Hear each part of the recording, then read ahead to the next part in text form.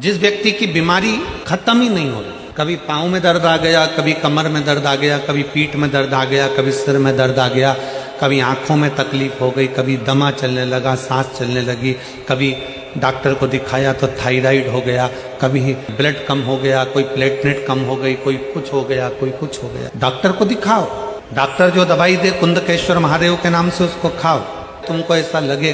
कि ये शरीर का रोग तो समाप्त हो ही नहीं रहा, एक ना एक रोग चल ही रहा, ये रोग समाप्त होने का नाम ही नहीं ले रहा। पिपलेश्वर महादेव का नाम लेकर और पिपलेश्वर महादेव का नाम लेकर किसी भी शिवालय में,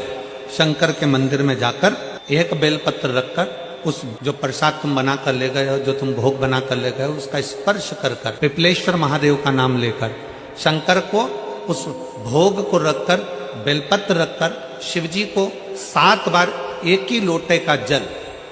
केवल एक लोटे का जल 7 बार उत्तर की ओर मुख कर कर दक्षिण में खड़े होकर शंकर के शिवालय पर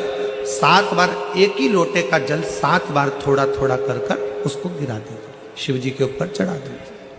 7 बार। बाद में जो प्रसाद पर आपने बेलपत्र रखी है, उसी बेलपत्री को उठाकर शंकर के शिवलिंग पर चढ़ा दीजिए। बाबा को प्रणाम करिए, बाबा मेरे शरीर का रोग समाप्त नहीं हो रहा। किसी भी दिन पिपलेश्वर महादेव का नाम लेकर वो चढ़ी हुई बेलपत्री लियाओ,